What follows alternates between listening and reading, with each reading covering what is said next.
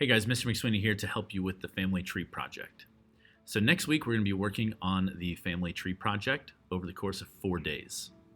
Now just to help you pace, what you're going to want to be doing is keeping in line with the following schedule. On day 1, you're going to want to finish your sentences. On day 2, you're going to want to film and have that finished. Day 3, you're going to be editing. And day 4, you're going to do your final checks and turn it in.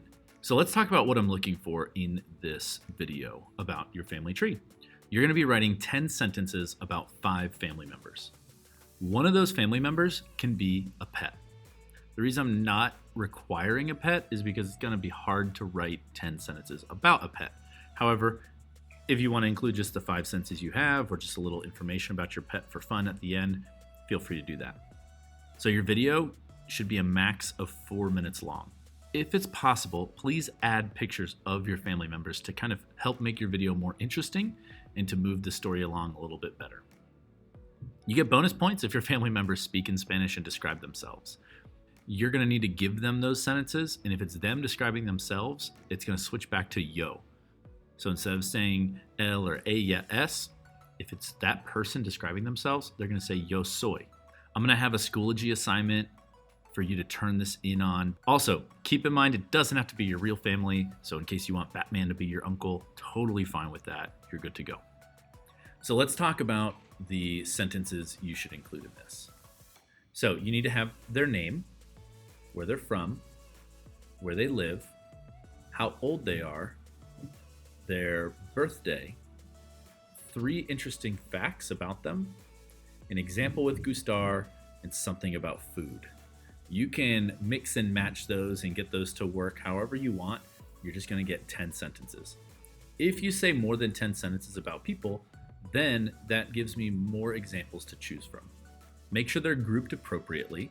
So I'm going to put up a little slide that we had made during second period today, Friday, in class about Eleanor.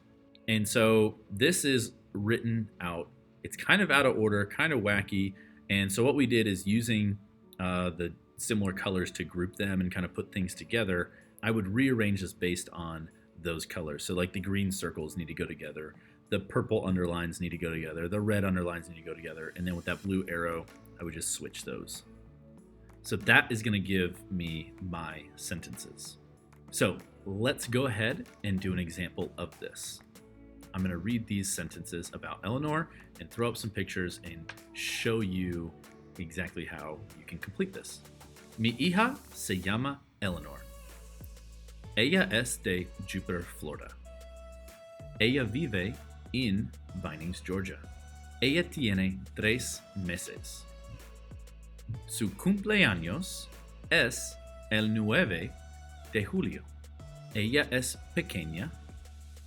Ella ama dormir y le gusta estar con su madre. Ella bebe mucha leche y su comida favorita es leche. Now, just so you know, there's a few things that we do need to change about that. With Eleanor, it's slightly difficult because she's a baby. And so I had to use some words you might not know. Just so you know, a few extra words for you to know would be cumpleaños for birthday, bebida for drink, comida is food. And for me, I switched a few things around with like Gustar and stuff like that. All right, guys, so this video is now over. And in the original take, I forgot my famous lines. I hope this helps, and good luck.